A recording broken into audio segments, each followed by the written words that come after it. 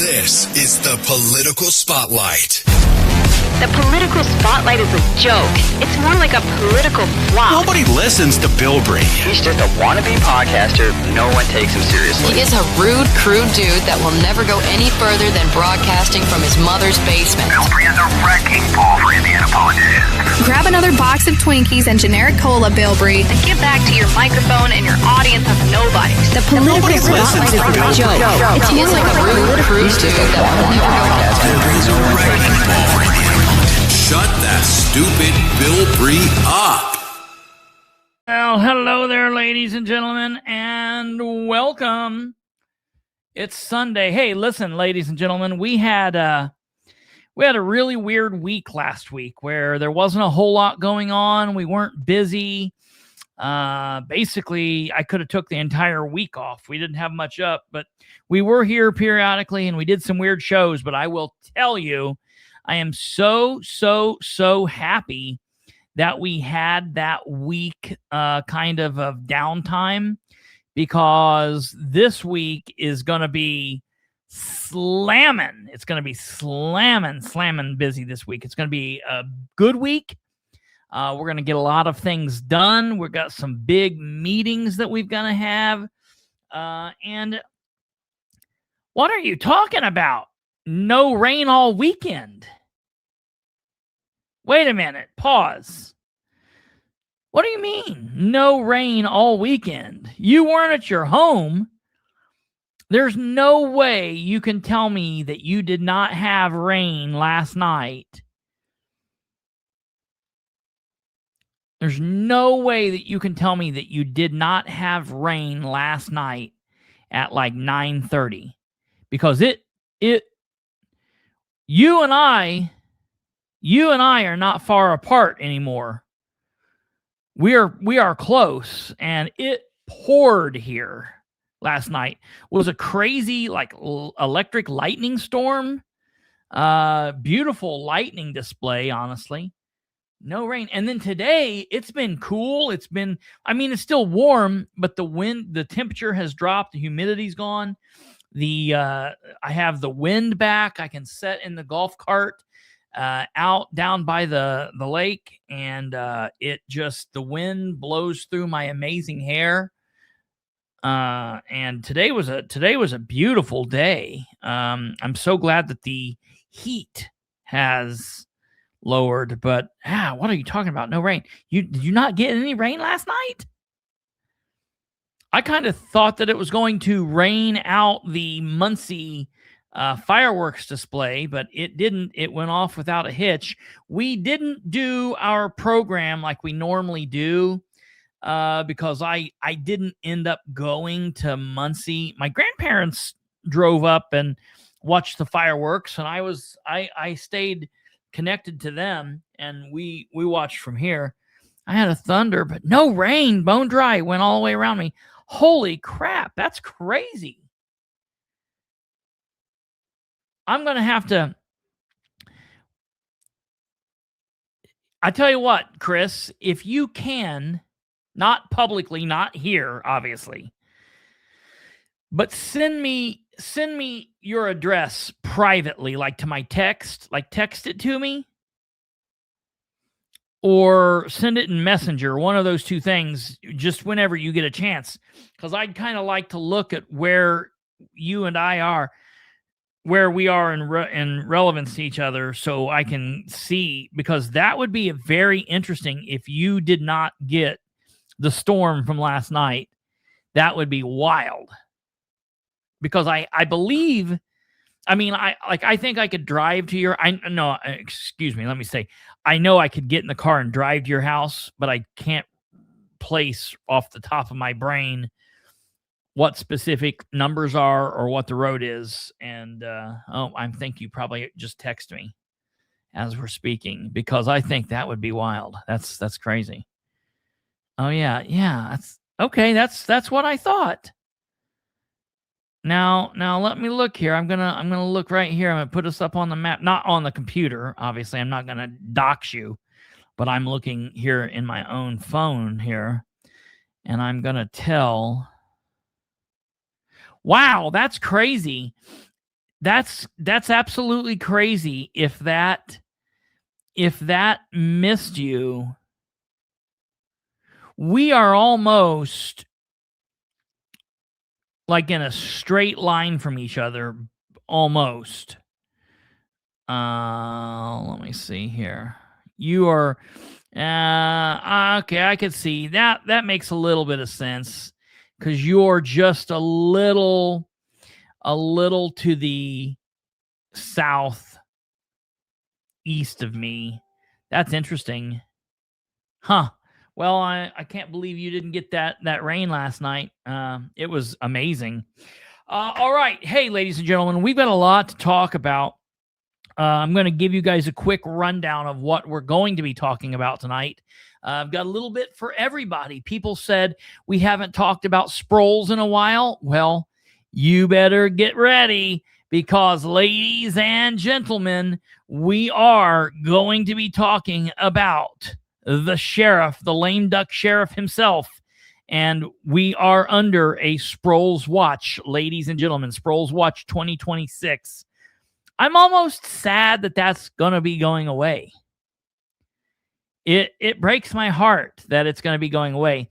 Now, I think that once he leaves the sheriff's office and he's just a regular deputy, there might be a time here or there where we still will encounter him a little bit. Just a little bit. But it won't be the same.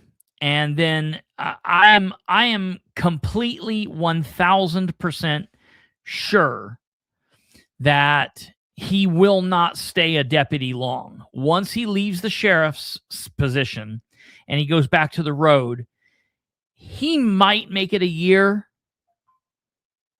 I'm leaning more to like 6 months or a year, and then he'll exit stage left because I just don't think that he will have the wherewithal to not be the head of the department. And specifically because it will be somebody coming into the role who's not currently a sheriff deputy. It will be someone coming from outside of the department. That will be interesting. So we do have some Sheriff Sproles news, and we will be talking about that.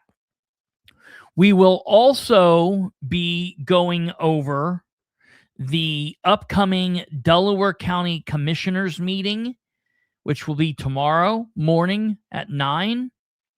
And then we will be going over the extremely busy upcoming Muncie City Council meeting that will be starting. Actually, the meeting starts at 7 tomorrow, but you will have to be there at 6:30 if you want to watch the entire game. If you want to watch the tax abatement committee meeting and then the public hearing and then get into the regular meeting. So you'd have to be there a half hour early. And I'm telling you, I have tomorrow's stream ready. We're ready to go. Okay. And that'll be happening. That's exactly right, Clinton. I bitch about that all the time. Absolutely. So I just want to let you guys know tomorrow during the various Muncie City Council meetings, we will have the tax abatement committee meeting up. We'll notify you which meeting that is. We're going to live stream it all on one go. So we will title them correctly, the tax abatement committee. We will then title the public hearing. We will let you guys know this because I still have a lot of people that gripe. They're like, there's no audio. I can't hear anything. I'm like, nothing's happening. They're milling around. Can't you see it doesn't look normal? So we have this. The meeting will begin at 7. There will be no audio until then. Relax. We'll play some music for you or something. We will then start the meeting at 7 p.m. Are we taking bets on whether the city council meeting gets live streamed? Oh, yeah. I fully believe that it will. I don't believe that will have a problem at this point. And I'll explain to you why I think that. We then have this to tell everybody at the end. Be sure to tune in to episode 696 at the end of tonight's meeting for Bilbrey's commentary. But then we also have this warning up. Due to the length of tonight's meeting, we will not have a show tonight. Tune in tomorrow evening, which will be Tuesday, July 7th, my uncle's birthday, at 9 p.m. for Bilbrey's commentary and analysis of the meeting, because I fully believe that the meeting tomorrow night might be a long meeting. And if it is, then we probably won't have a show. So I also have this ready at the very end. We will see you all tomorrow evening at 9 p.m. for a review of this nonsense. So I fully believe that we might have no show tomorrow night because of the length of the council meeting. So just prepare yourselves. But I'm telling everybody, if you're from Muncie, from Delaware County, and you care about Muncie government, you either need to attend tomorrow's meeting live or you need to be right here watching it live. Okay? That needs to happen. I went back and looked at that, Alva, and I'm pretty sure that it is. I'm pretty sure that's where the money is. So I went back and looked at those because I'm actually going to go Wednesday to the Board of Works. Nothing is going to get in my way, God willing. Outside of something crazy, I am going to the Board of Works meeting and I'm going to go to the Sanitary District meeting. But I went back and I looked at the last couple of Sanitary District meetings, and I am pretty sure that that's where that comes out at. So I will be looking into that a little bit more on Wednesday. Okay, so I tell you what, I have it set up to say that we're going to go over the Commissioners meeting, the Muncie City Council meeting, and then the Sproul stuff. But I tell you what, the Sproul stuff's not long, so we'll probably go ahead and get that out of the way now, because I know I have some people here from Henry County that want to watch this. So we will enter the Sproul's Watch 2026. I'm stupid. I should have numbered these every time we had a Sproul's Watch, like thunderstorms and tornado storms and tornado warnings and things. When they have those warnings and watches, they number them. We should have done that. I wish we would have done that, but it is what it is. So we are under a Sproul's Watch. So I'm going to start this off by saying this. I had a lot of people reach out. So let me explain this. We want government to run smoothly. We want things to run normal. If government is running smoothly, we don't have much to bitch about here. Okay? We don't have much to gripe about if things are running smoothly, which is good. I would prefer that. Oh, yes. Hold on. Go, everybody smash that like button. I really don't care too much about it, but it does help us.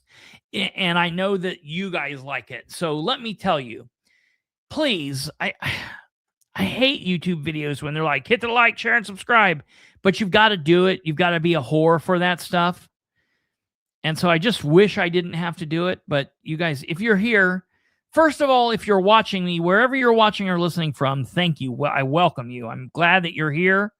I'm happy that you're here. And I thank you for giving me your time. I know you could be listening or watching or doing anything else. So I'm thankful that you're here. I'm thankful that you care. If you're not watching from YouTube, you're really kind of missing out. And you're getting the information, but it's kind of like a taking and not giving. You know what I mean? Like, we don't ask people to pay. Everything we do here is free. But if you watch from YouTube, you actually help us out. So if you're interested in that, you might consider watching from YouTube. You don't have to. You You don't have to comment, but if you would watch from YouTube, or if you would hit the like, if you subscribe, do all that stuff, those are little ways in which you can help us out. And we love your comments, whether you agree or disagree, whatever. We love what you're thinking about. Even if you're saying stuff not necessarily connected to what we're talking about at the moment, we like what you guys say, and it really does help. So if you would consider that, do that. All right, now into the show. So we're under a Sproles watch, and getting back to where I was, if government is doing what it's supposed to be doing, we kind of have a boring show. But that's good. We want the government to be doing the right thing.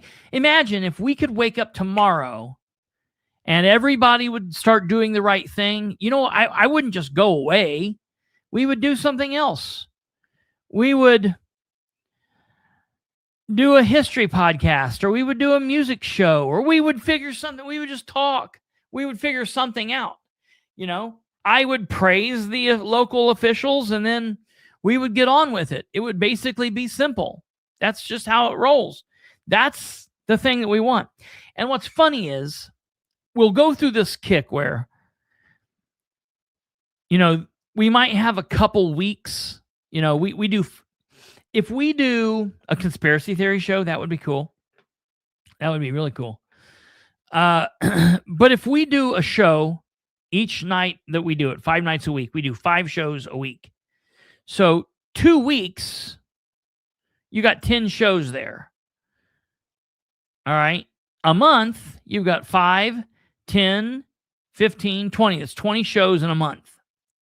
Well, we might go through a 3-week period where we're talking about something. Like, for example, if you think about the end of May through now, basically, so all of June, the last week of May, all of June, more or less, to now, to last week, basically, we did a lot of coverage of Jeff Howe, the city of Muncie, what was going on with Jeff Howe, what was going on with the city of Muncie, and what was going on with Ridenhour. Now, we also did some shows talking about the Delaware County deputy whose daughter unfortunately passed away after being left in his truck. We did about 3 shows on that. And we had a couple of other things, okay? But we had a lot of work to do as it revolved around what was going on in the city of Muncie. And I have had numerous people reach out to me and say, why aren't you talking about Henry County anymore? Are you not talking about Henry County? I have not heard you talk about Sproles. It's nothing going on with Sproles. Are you not talking about Sproles anymore? And I appreciate these people. Like, I'm not mad, and I know I gave them like a dumb voice. I apologize. That's just me. I'm not making fun of them. I get where they're coming from. They're concerned and they're interested. But I tell each one of these people, nothing's going on right now. Like, look, things are going on because we know that there are 2 deputies that are off on paid leave. They're currently being investigated, and they're going to lose their jobs. And in time, the investigation will come forward, and shit'll hit the fan. They'll get charged, and it'll be a big deal, and we'll cover it. But right now, it's a hurry up and wait. I will tell you that I've heard about those 2 deputies, that the state police, right when that investigation started, the state police got covered up with a bunch of officer-involved shootings that they then have to take priority. That takes priority. And the other investigations go on the backside. So I've heard that the investigation into those 2 deputies doing that ghost employment with the OPO, the Operation Pullover, that project money, that investigation actually just started the week before last. Like, we found out about it back in May, but basically all of May and most of June, they weren't doing anything with it. Most people are like, why is it taking so long? Why is it taking so long? The reason it's been taking so long is it was sitting on a shelf. Nothing was happening with it. Now, they've just started the process, and I would say we'll probably hear something within a month from now. So that's what's going on. So I have to remind people that if we're not talking about your area, we're not talking about Winchester, we're not talking about Madison County, it doesn't mean that something's not going on there. It just means something that isn't going on that's reached the level that's got to us yet. We might talk about what's going on there right now, but we might talk about it in November when something finally gets to us. That's what we rely on, a bunch of you people to bring us the information. If you hear something, if you know something, if you see something, contact us. But it's that old adage, no news is good news. Sometimes it's okay when there's nothing going on.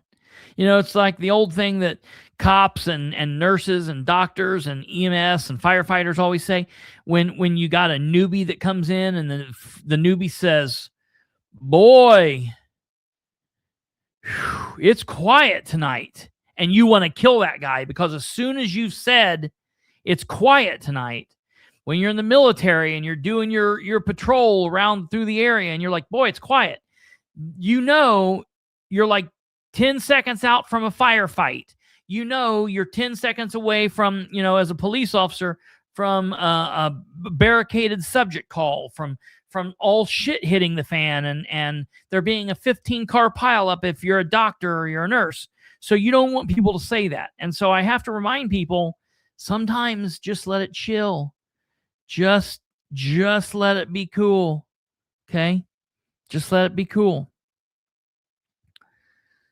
Things work in a way. The other thing is there's only one of me. There's only one Kate. There's only one Brandon.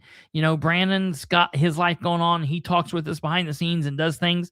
And I think that we're going to have him coming on. We're going to be doing that show soon, going through the JD stuff. I'll keep you guys posted on that. But sometimes it is what it is.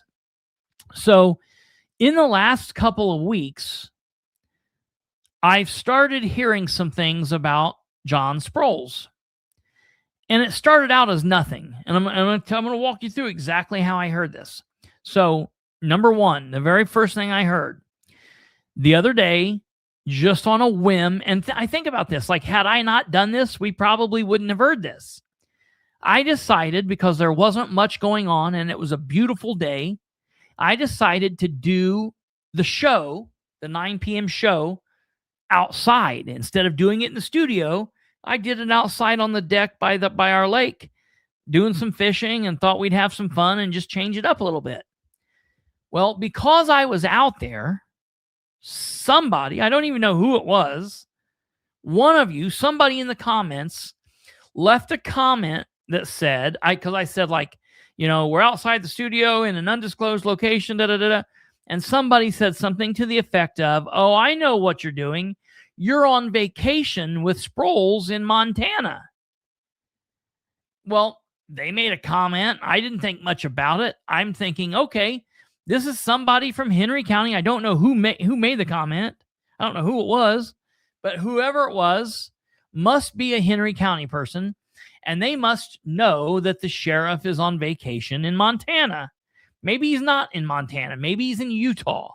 Maybe he's in North Dakota, but they think that he's on vacation, and maybe he is on vacation somehow. But that just got plugged into my brain. And look, however bad the guy is, he's still entitled to a vacation, so no big deal. That wasn't anything crazy.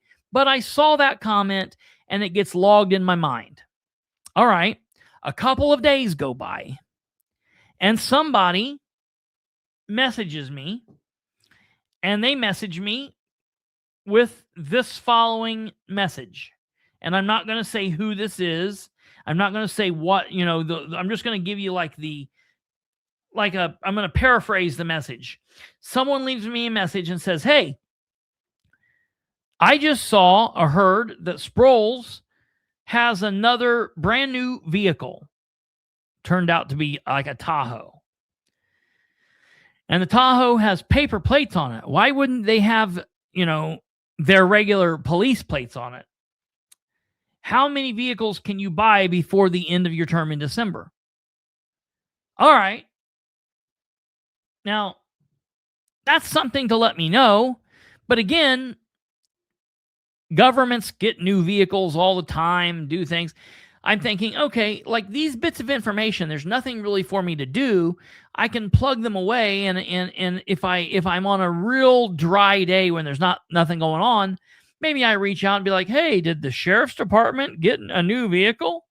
That's not something I would deal with. Like, I wouldn't hear that information tomorrow and do something with it tomorrow, because tomorrow's going to be a busy day. But I plug it away for a slow day. So now I've got two bits of information. Sproles was on vacation, maybe to Montana or somewhere like that. And hey, Sproles has got a new vehicle. He's been driving. He's always driving these new vehicles. He gets them, instead of giving them to the people they're assigned to, he wants to drive them and break them in for a while because he's like a kid, So then I get somebody that reaches out to me. And these people that are like, I don't know who left the Montana comment, but the person who left me the comment about the paper plate, that person is a good source of mine. Okay. So I know they're not lying or saying something crazy. Just sometimes there's nothing you can do with some things. Sometimes there's just information, and it doesn't mean good or bad or do anything with it. It's just information just for knowing. So then somebody else that I consider a very good source reaches out to me and says, hey, did you know that the sheriff got a new vehicle and nobody in the commissioner's office knew anything about it, and he didn't go through them, and we don't know if it's actually ever been even insured or anybody knows about it, that they just keep getting these vehicles and they're not going through the proper protocol. I'm like, okay. Then I hear, and the rumor is the sheriff used this vehicle when he went on vacation. Now, the person didn't say when he went on vacation to Montana. It was just when he went on vacation.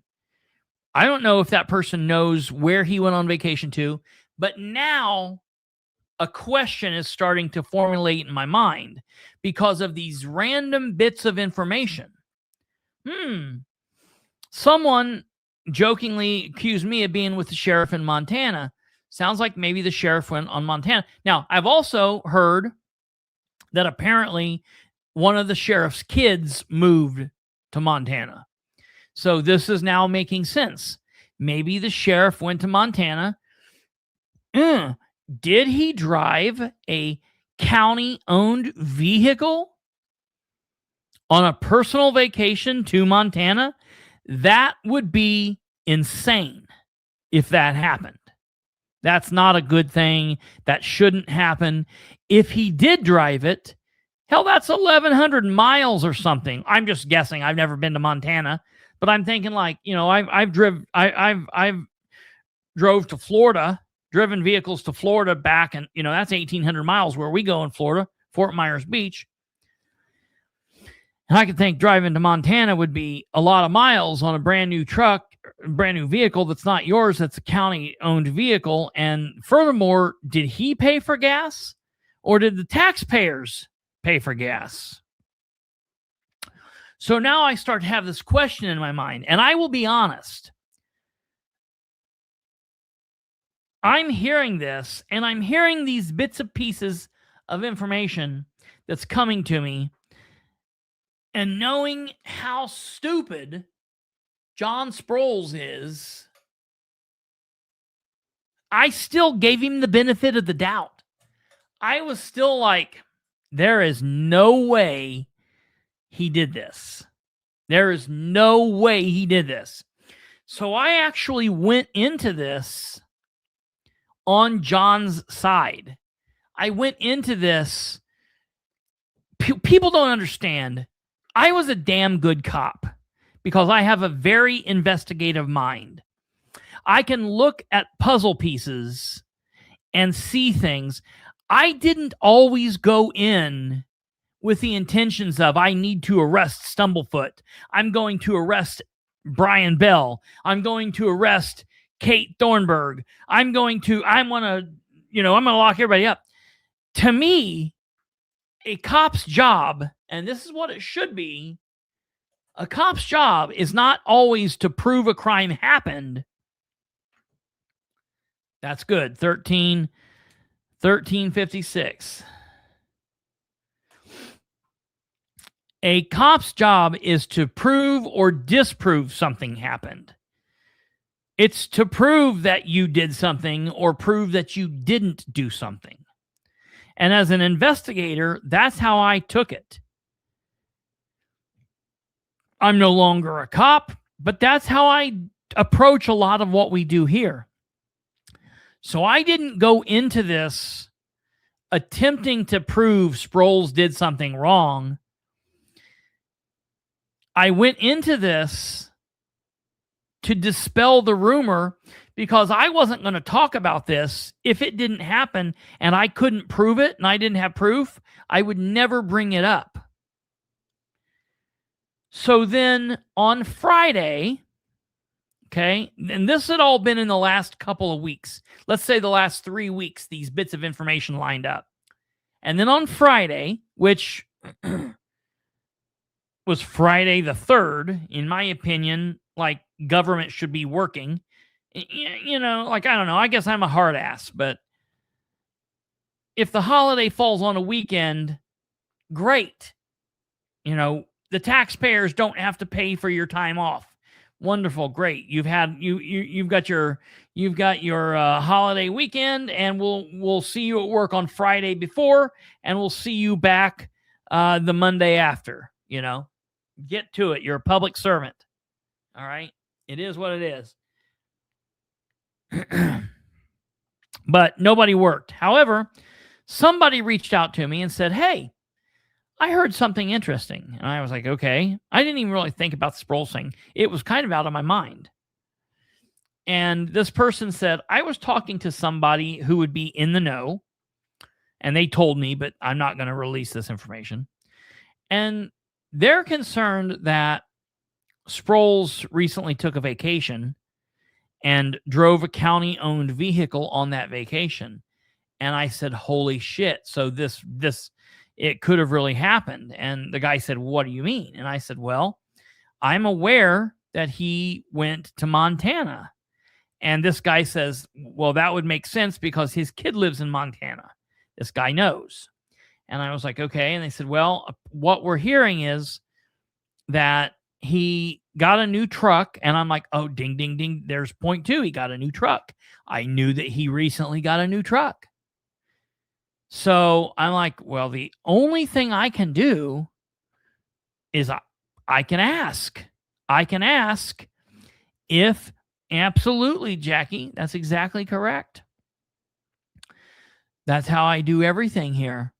So I'm like, well, the only thing that I can do is I can ask. I can ask if this actually happened. And one of two things will happen. They will either say, no, it didn't happen.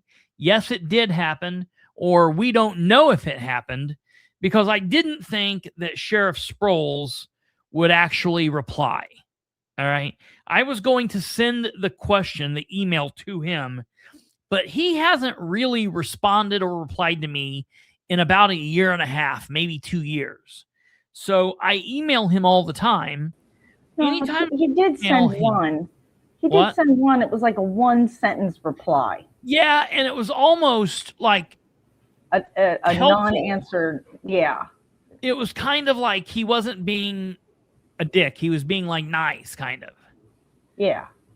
But he only answered half of what you wanted. Yeah, and yeah. It was very short. Yeah. That was back right before the election. I think it might have had something to do with Randy Howard or something to do. I think it was had something to do with the tort. If the tort claim got filed by Randy or something. I can't really remember. Anyways, beyond that, he hasn't really responded.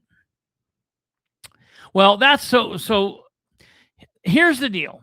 Here's the process I took throughout this. I thought, all right, I'm going to send an email, and I'm going to send it to several different county officials from Henry County. Okay. So I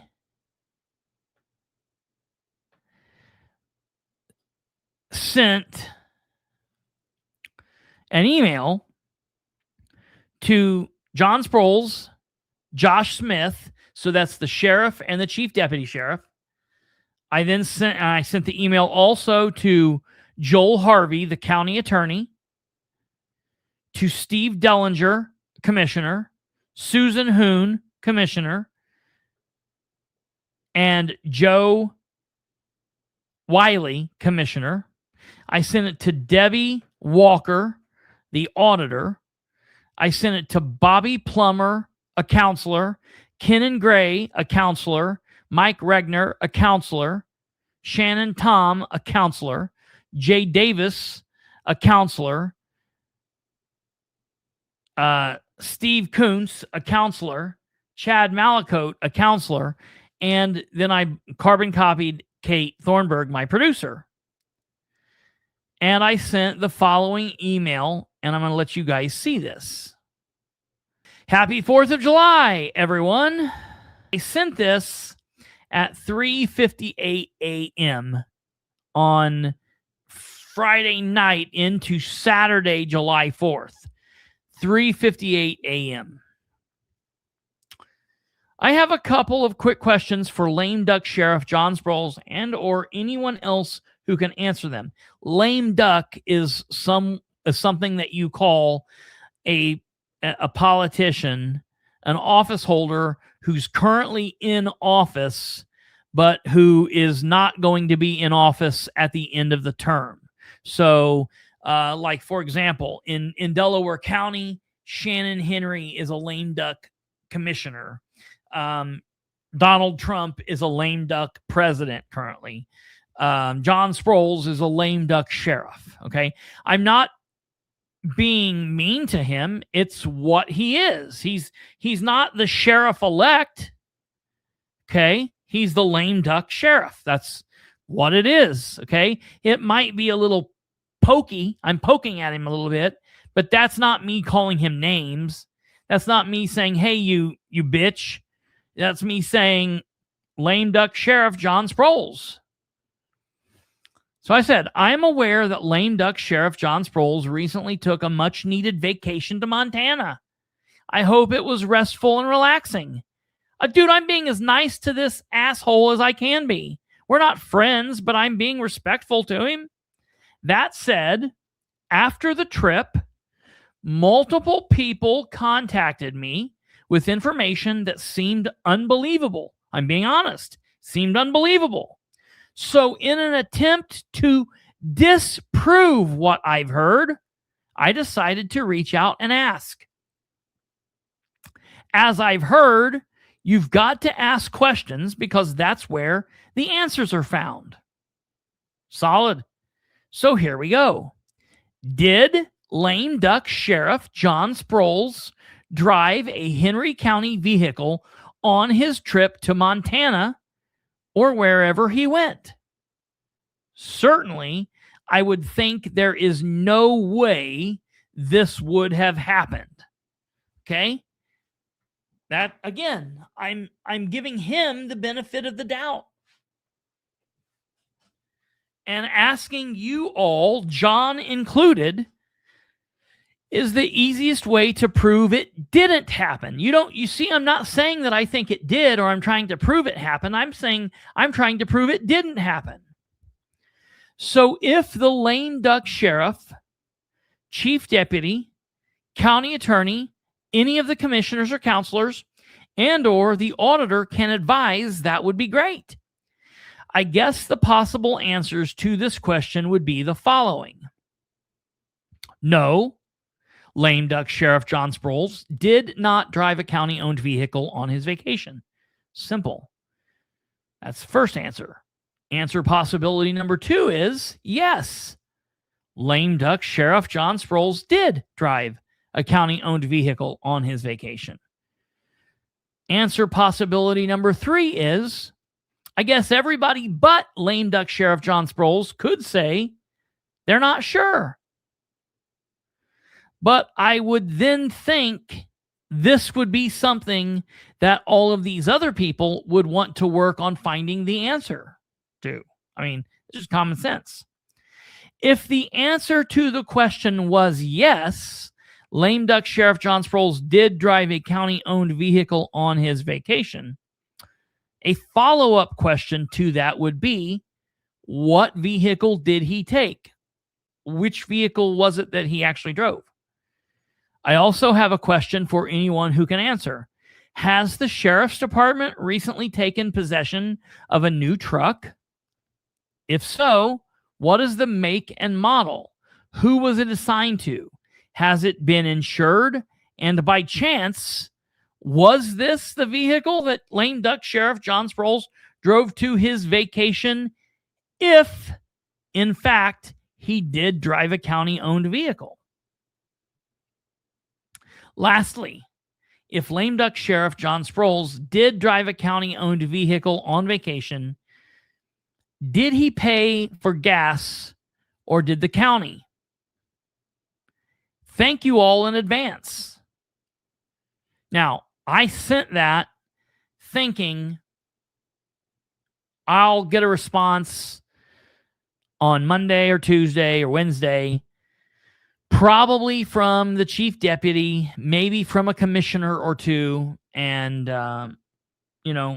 maybe this will be something I find out pretty easily, or maybe it'll take a while. Maybe, I don't know. I didn't know what to expect really from this. Okay. So that being said, I love how you use the term fully committed to the end. Yeah, right. I didn't really know how else to be. It seemed like the only way to actually be. That made the most sense to me, being committed to the end, So, I didn't know what would happen. I thought I'd hear something like this coming week.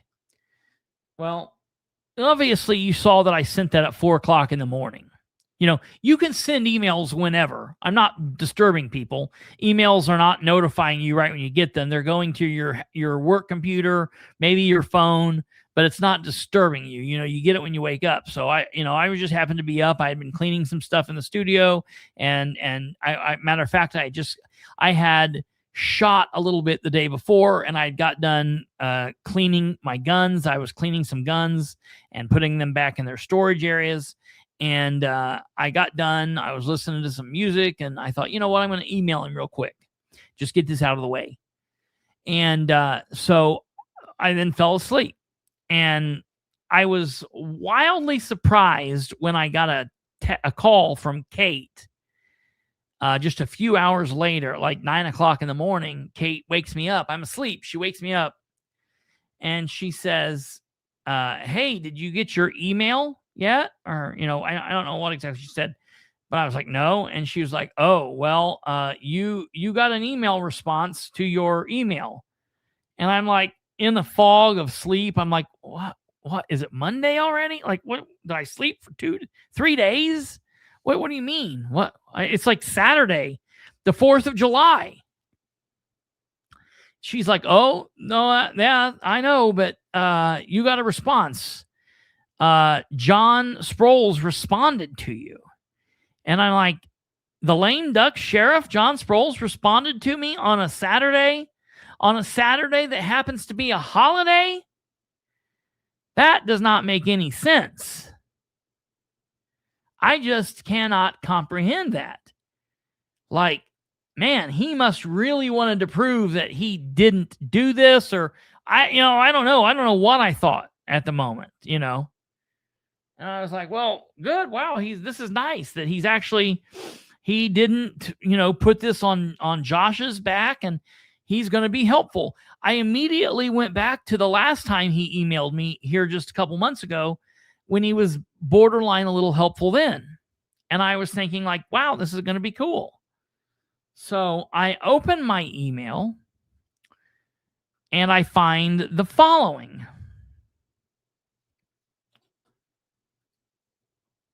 I was shocked to find that he's slandering me.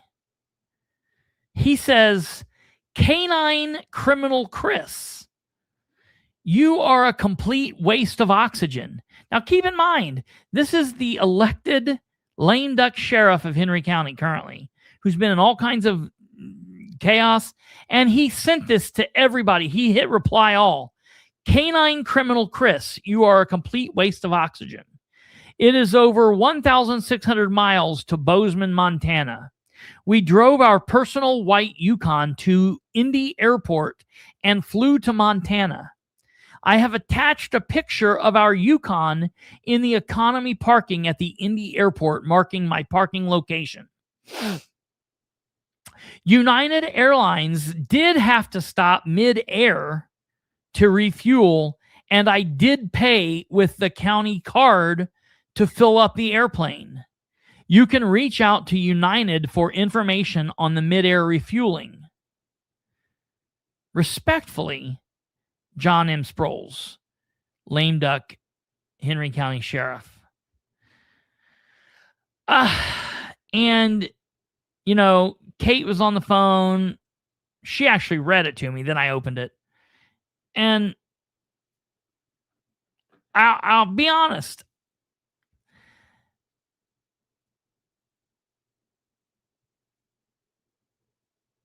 I was all kinds of conflicted about this.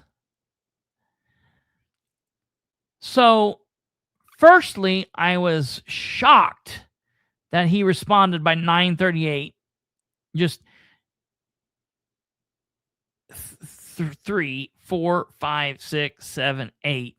He responded in less than 5.5 hours after I had sent this on a Saturday, on a holiday. And so he's definitely butthurt. He must have been very butthurt about the lame duck delineation that I gave him. I'm going to start calling him lame duck from this point forward. Okay. I'm never going to refer to him as anything else. Okay. I'm never going to refer to him as anything other than lame duck sheriff from this point forward. Okay, so reading this, starting again, "Canine criminal Chris, you are a complete waste of oxygen." Well, I'm not a criminal. He's slandering me here. You know, it wouldn't necessarily have been slander if he would have sent this just to me, but he is literally calling me a criminal in front of Joel Harvey, a professional attorney, Joe Wiley, a commissioner and a former state trooper, Steve Dellinger, an elected commissioner, Susan Hoon, a commissioner, Debbie, an auditor, and then a whole bunch of counselors, and Kate. I mean, he's calling me a criminal. I'm going to give this to my attorney to see, you know, what my attorney thinks about this. But, you know, I was shocked. "You are a complete waste of oxygen." So does he think I should be dead? Should I be dead? Is he trying to tell me to myself? You know, well, what's he saying here to me? Does he talk to other people like this when he emails them? Okay. But let's just leave that line where it is. Okay. Then let's take the next line. "It's over 1,600 miles to Bozeman, Montana." Does he know that because he drove there? "We drove our personal white Yukon to the Indy Airport and flew to Montana." Okay. Look, this is what I wanted. I couldn't have spelled it out any better. I wanted him to disprove what I was hearing. I was trying to help him. So I don't know why he seems like he's mad here. Then the next line is another line we need to look at. United Airlines did have to stop mid-air. Okay. So he's not saying he had a layover.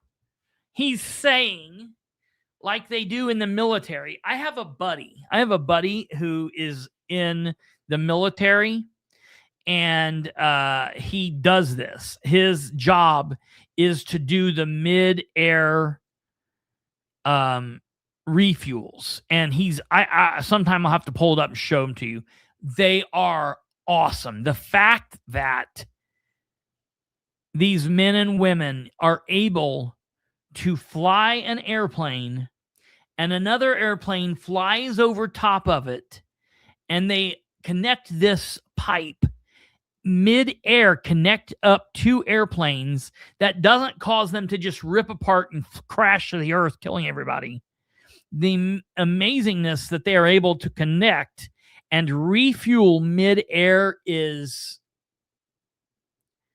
wild to me. The fact, to me, that proves there's a God. The fact that God have given us, humans, the ability to have the bandwidth in our brains to be able to create these machines. It's amazing. It's a masterpiece. So they do this. I don't believe that they do this on commercial flights. I'm pretty aware that they do not do that. So I would say he's kind of taking the piss here a little bit. United Airlines did have to stop mid-air to refuel, and I did pay with the county card to fill up the airplane. You can reach out to United for information on the mid-air refueling. I think that's hilarious. Kate and I both laughed about that. Like, that is the crazy thing about John Sproles, is he is a complete asshole, but he does have this underlying bit of humor that I kind of find funny every now and then. I noticed, as you guys are also pointing out, he left out the answer to the new truck. Oh, but no, he didn't. Because directly after doing this, he did then send another text where he said the following. And no, we have not recently, I think that plays a part. We have not recently taken possession of a new truck. Now, I know for a fact that they have a new Tahoe, and maybe it's just his and my definition of recently might differ. Maybe his definition of recently is within the last 48 hours. My definition of recently to that type of a question might be the last 2 months. So maybe that's where we are. So he did eventually answer. But the point is, I think he could have just not answered at all here, because he really didn't do anything. Like, look, I'll be honest. I'm going to give him the benefit of the doubt. I believe that this did not happen. And that's all I was trying to do, was prove that this didn't happen. He could have easily said, no, that didn't happen. But he wanted to do his level best to try to put me down. Or he doesn't consider a Tahoe a truck.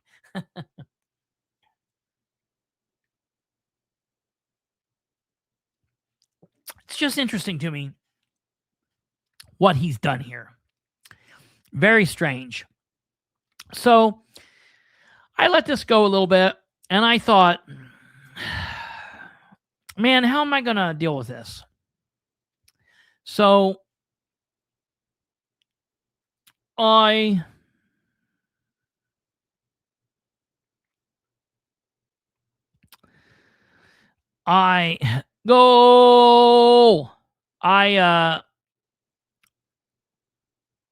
I was interested with what was going on here. And I thought about it for a couple of days. Not a couple of days, a couple of hours. I guess I thought about it all of the 4th. And then at 5 o'clock this morning, I responded back to him. So he would get it. Again, I guess he got it right away, but I was doing it so he would get it Monday. So I sent the following. Okay. I sent, man, for LD Lame Duck Sproles to respond on a Saturday and a holiday at that. He must have been big time butthurt. Hashtag crazy. But I wouldn't have expected anything less from the man who was so misguided, off-center, distrusted, and disliked that he lost re-election to an office that people just don't lose. Listen, the sitting sheriff doesn't hardly ever lose re-election for a second term. That just does not happen. Okay. The fact that Sproles lost that was because John is a misguided, off-center, distrusted, and disliked egomaniac. And he lost because of that. I wouldn't expect anything less from him showing his ass and being butthurt and acting out the way that he did, because he does that. Lenny. But yeah, keep casting stones at me. I'm sure you don't have any soul searching or reflecting to do.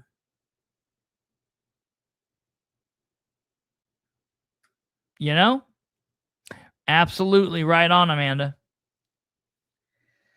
Thing is, your email reply, like nearly everything else you've done during your wasted time in office, was just not the right and appropriate thing to do. But you just can't help yourself. That's why you're so predictable. LOL. The wild thing is, I almost like your sense of humor. If you weren't such an unlikable douchebag, you would probably be an all right dude. You just think too highly of yourself. You're like the guy who peaked in high school, going back to the games, wearing your leather jacket, creeping on the kids, even though you're 27. Here's the thing. I didn't even think you'd be stupid enough to do what others were accusing you of. I wasn't saying you did it. I was working on busting the rumor, but you just couldn't help yourself. Well, play on, Playboy. I could keep going. In the words of my favorite cartoon lame duck, woo, I could go all night. But I'll call it here instead. Relax, Johnny. It'll be over before you know it. What are we at now? 180 days until midnight on January 1st, 2027. The end is nigh. Henry County as a whole lets out a huge sigh. Canine Chris is 1042.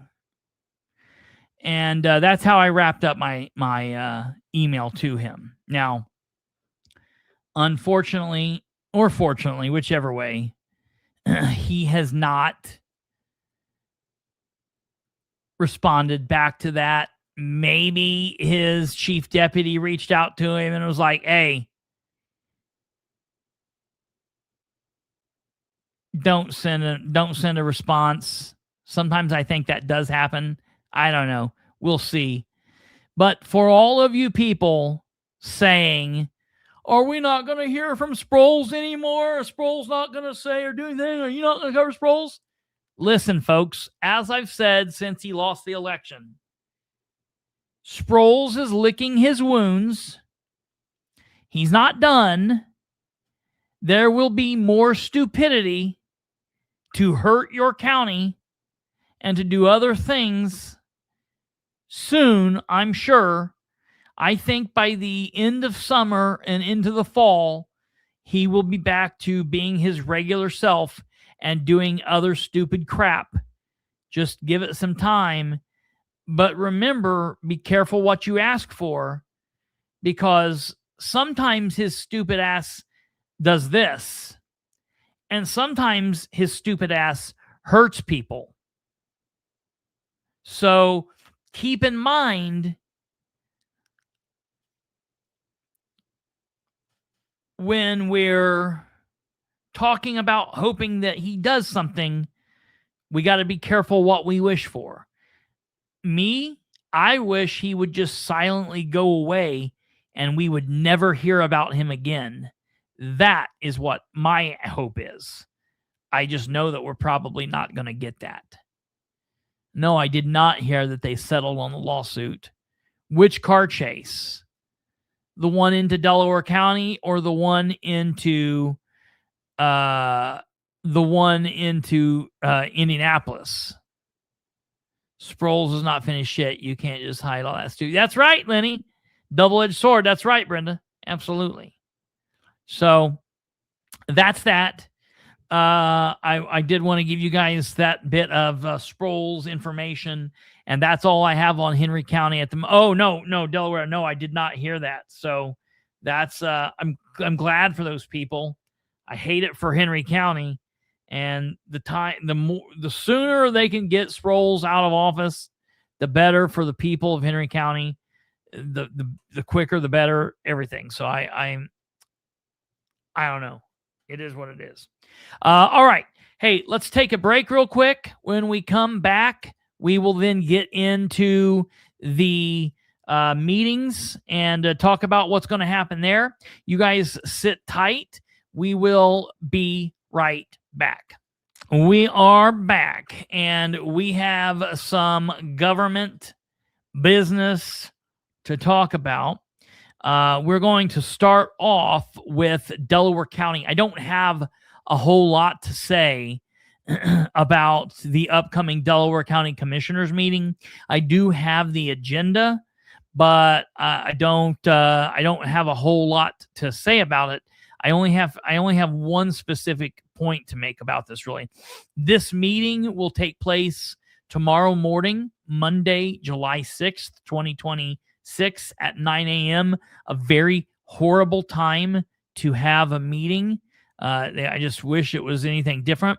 Here's the first page of the agenda.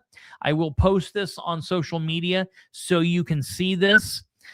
We will not be live streaming this meeting as it were.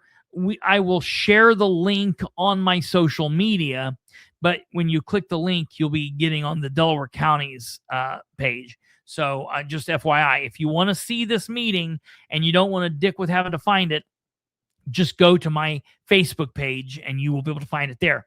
But first up, they'll go through the call to order, pledge to the flag, roll call, announcements. They'll do the Employee of the Month, Board of Health, Civic Center Authority. They'll then deal with tabled business, the Delaware County American Tower Audit Lease Amendment Request. They'll deal with the OpenGov software contract, Ed Carroll, OpenGov. It's going to be interesting to see what the commissioners do now that the council basically poo-pooed the idea. It's going to be really interesting to see what happens here. They will then go into the approval of minutes, the executive session, the commissioners meeting from June 15th, the executive session on June 18th. I don't understand why they're having all these executive sessions. I know that they had them around the whole deal with Megan Catino and John Catino, but maybe that's what they're, I don't know. That's very strange. Anyways, okay. Then the special meeting from June 19th and the special meeting from June 25th. They then will go into their presentations. Commissioner owned property at 1943 West 8th Street. Okay. They will then talk to Cheatham Subdivision, Ashton Land Surveyors, the IRAX Fund. They'll talk about that. We then will go into page 2. The travel policy, Stephen Brand, I'm interested in hearing what that is. The mowing RFP, Ordinance 28 211A, Sheriff Department Memorial, Shannon Henry, contracts or agreements for approval, no confidence vote. I'm interested in what this is. I don't know anything about this. Does anyone know about this? Has anybody heard anything about this? I don't know anything about what their no confidence votes on, so I'm really going to be following that. That's very interesting to me. I don't know who they're going to be voting no confidence on, or I don't know what that is. It's going to be very interesting. So I'm very interested in what that is. The course and monitoring system, accurate controls contract, UDO agreement, warranty deed, LPA contract bridge number 509, HR leader offer. That'll be interesting because their HR director just left, so I don't know what that's going to be interesting. Ordinances for first reading, there appears to be none. Ordinances for second reading, there appears to be none. Resolutions for approval, there appears to be none. Old business, contractor permits, a highway department, township annual reports, township standards and guidelines. That's going to be interesting to see what they do there. And then page 3 of the agenda, ordinance 2013-20, junk vehicles, media conversion agreement, Jan Smoot, 2815 Southland Road, Chris Young, request for resolution to close Delaware County Road 312 East, Nicholas Markwell, edit plan, Brooks and Struble. I'm going to be watching that. That'll be interesting. Department heads and elected officials, Purdue Extension, weekly, monthly, and quarterly reports, weights and measures month report. Payment of claims is $69,350,133.53. That's just for 2 weeks, folks. That's crazy. Payment of ARP claims, $675. Payment of payroll for 7/1/2026, $1,007,012.20. Public comments, questions, and other business discussion. All public comments are limited to 3 minutes, and speakers must sign in before 9 a.m. Absolutely ridiculous. Commissioners' comments, Stephen Brand, Shannon Henry, Sherry Reagan, and then they will go into recess with the next commissioner meeting being Monday, July 20th at 9 a.m. So that's that. There are 3 points that I will, there are a couple of points really that I will definitely be watching concerning this meeting. But we'll have to wait and see because they are not like the city. While they put out their agenda, they don't put out any documents with the agenda. So you basically see the agenda, then you have to wait to the meeting to find out what it is. It's just an absolutely backwards type of way to do things. They shouldn't do things that way. And I don't know. They shouldn't do things that way. I've been trying to gripe about that, trying to get them to do the right damn thing, but they refuse to do it. Of course, there are still a lot of things that Brand does right, but there's a lot of stuff that he doesn't do, a lot of things that he's not transparent with, and I've got major problems with that. All right.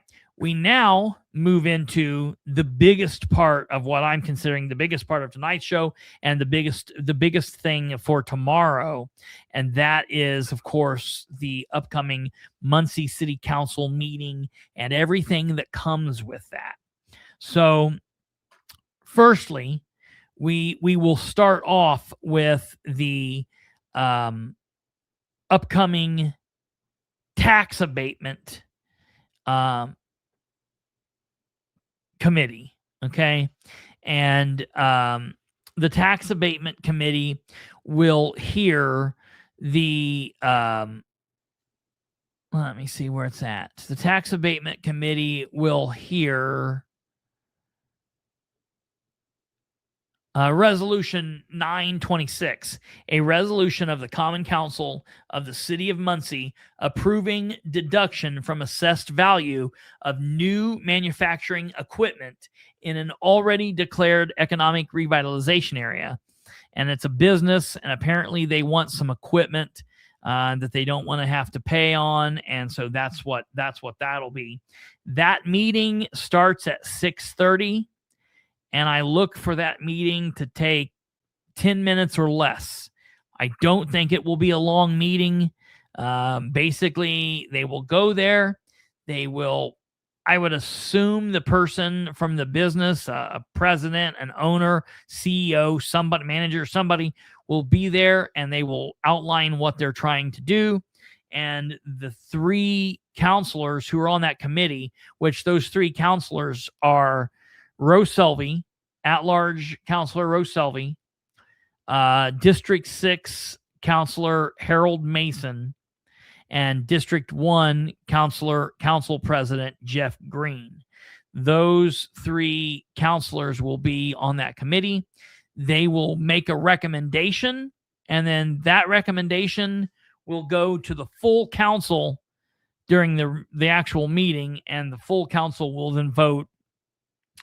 I would assume based on what the committee will tell them. And unless something just crazy happens, I foresee that going through. I don't see anything. There won't be a surprise with this. So I look for that to be what it'll be. Okay, that will be at 6:30. At 6:45 or shortly there around, the public hearing will start at 6:45, and here's the agenda. There's only 15 minutes between when this meeting starts and when the council meeting is to start. Now, I fully believe that there should be a lot of information provided from the bond council and others during this time that they are presenting resolutions 10 and 1126. So 1026 and 1126 to the council. 1026 is an additional appropriation resolution for the Common Council of the City of Muncie, Indiana, relating to the Fire Station number 5 project. And 1126 is authorizing the entry of the City of Muncie, Indiana into a bot agreement and related documents for Fire Station 5 project and taking certain other actions, okay, related there too. Now, they have to have this public hearing. It has to be held. I have an opinion on how I would run this. Jeff Green won't do it this way, but to me, the council needs to have whoever come up and stand, have them read their little thing, and don't ask any questions. And this might be counterintuitive, but bear with me. I believe they should have them come up, read through the resolution, and then be done with it. Go on to resolution 1126 and be done with it. And then from there,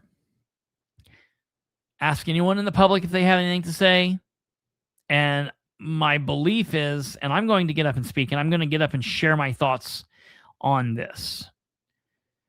I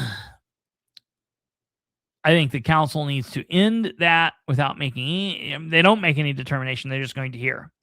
We then will move on to the actual meeting at 7 p.m. Now, put a little asterisk on those 2 points there.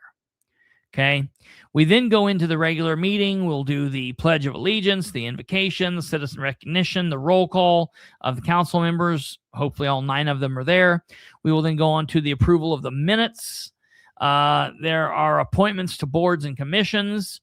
There's the Muncie School Board, 3 recommendations to provide to Ball State University. I do not understand this.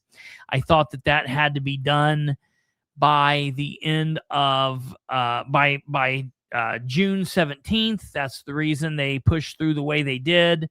I don't understand why they did what they did if we're doing this again. I hope they can answer to this, because this is a little weird. All right, moving on from there, we have the Opioid Fund Advisory Committee. Number 1, it says revision. I'm very interested in what that revision will be. I'm not happy about seeing that. I know that the administration and does whatever it wants, and this council lets them. I'm worried about what that could be. It'll be interesting to see what that is. I'm not seeing what it is anywhere else, so that'll be interesting. We then move into committee reports, and there should be 2 committee reports: a report from the Public Services Committee and a report from the Tax Abatement Committee. I fully believe during this committee report section, the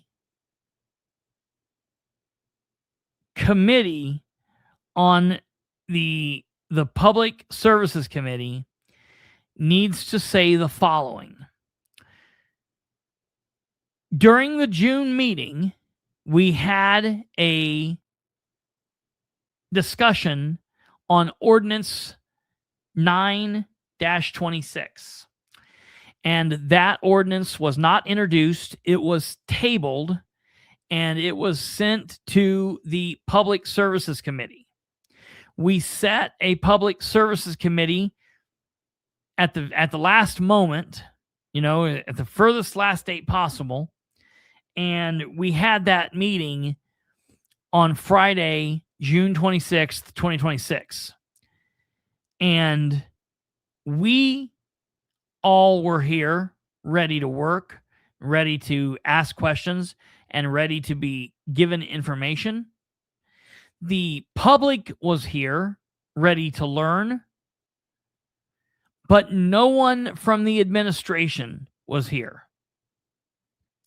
No one from the controller's office was here. No one from the city attorney's office was here. No one from the bond counsel's office was here. And none of those people sent documentation for why they weren't here. No one said, "Oh, our apologies." They just weren't here.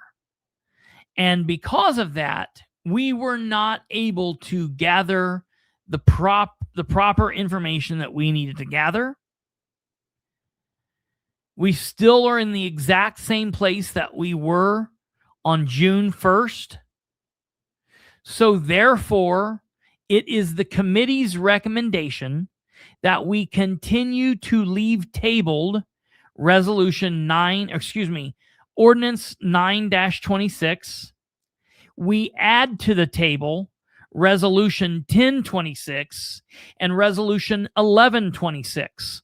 And Ordinance 926, Resolution 1026, and Resolution 1126 will remain tabled until the administration is prepared to cooperate with this council's full authority. And what we mean by that is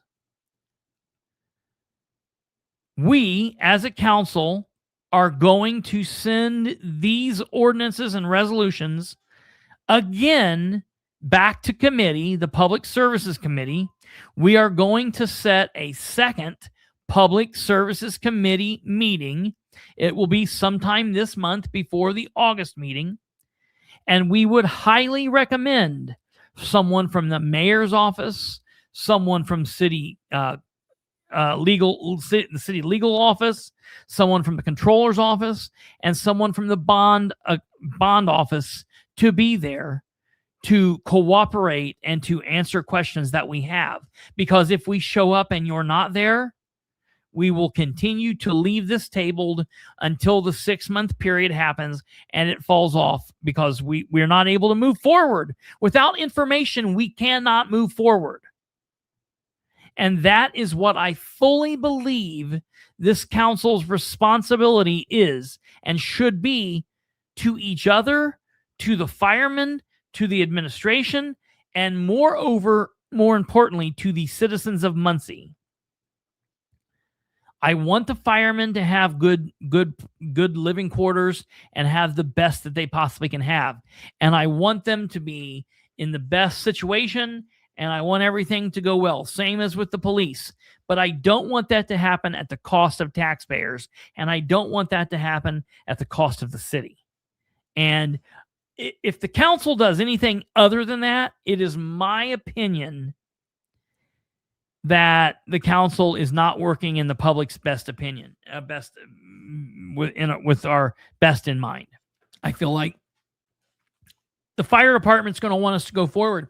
The fire department is going to want the council to suspend the rules to introduce and to pass 926. And then they're going to want to vote on Resolution 1026 and Resolution 1126. And the meeting is going to be a long meeting. And I don't believe that it should be made longer because they feel that they can stick their middle fingers up to the council and just not attend the Friday meeting 2 weeks ago. But they'll we'll just do it the night of and hope that they'll just suspend the rules. It doesn't work that way.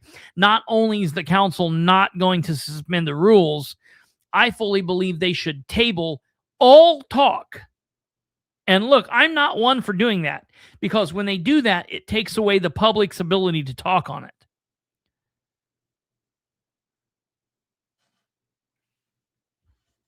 But because there's a public hearing and I'll get to say all of this prior to the committee report, I'm going to lay it out. I laid it out in an email, and we'll go over this email here in a minute, okay?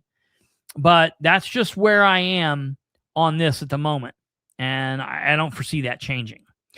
So from there, who knows what they'll do? I mean, they're not going to do it. What I'm doing makes the most amount of sense. And listen, it's playing hardball. And the council's like, well, we don't want to be like that. Look, you got to, I'll get to that in the email. So we then go on to ordinances previously introduced, an ordinance for additional appropriations, Muncie Police Department. I want to hear more about that. I think I'm okay with this, but I'd like to hear a little bit more about it.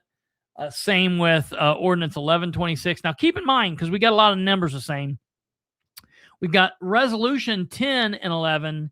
Now we got ordinance 10 and 11. They're not the same. The resolutions are resolutions, ordinances are ordinances. Okay, I just want to be aware of that. We've also got resolution 826, ordinance 926, resolution 926. They're different pieces of legislation. Okay, so you got to be careful if you're looking at the ordinances or resolutions. Just FYI. Okay, so those two ordinances, 10 and 11, I think I'm pretty good with.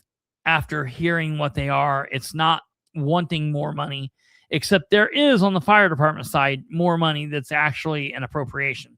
So I'd like to hear more about that too. But those are the least of my concerns. We move on to then the second page of the agenda, and this is where we find the majority of what I'm interested in. Ordinance 1226 being an ordinance to amend the City of Muncie's comprehensive zoning ordinance from the R2 residence zone to the BV variety business zone on premises located at 4600 North Wheeling. I'm okay with that. They should go ahead and do it. Honestly, they should have suspended the rules last time and just did it. But, it's better when they don't get in the habit of doing that. So I'm okay with that. But I've got no problem with this. We then go down into new ordinances, okay? And ordinance 1326, this is the ordinance that I'm still working on trying to get my head wrapped around. I know that the people that were trying to fight back against what Ridenhour's doing in the McKinley Live Learn neighborhood, the people who all went to the MRC meeting and were fighting what the MRC was doing, they are in favor of this. They are in favor of this. And I know this is why I said it's going to get really weird, because I don't believe the fire department stuff should be suspended. I fully believe this ordinance, they should suspend the rules. They should introduce this, and then they should vote on it. And the reason being is work is going to get started in this ASAP. And before the council will meet again, the MRC meeting will meet in just 2 weeks.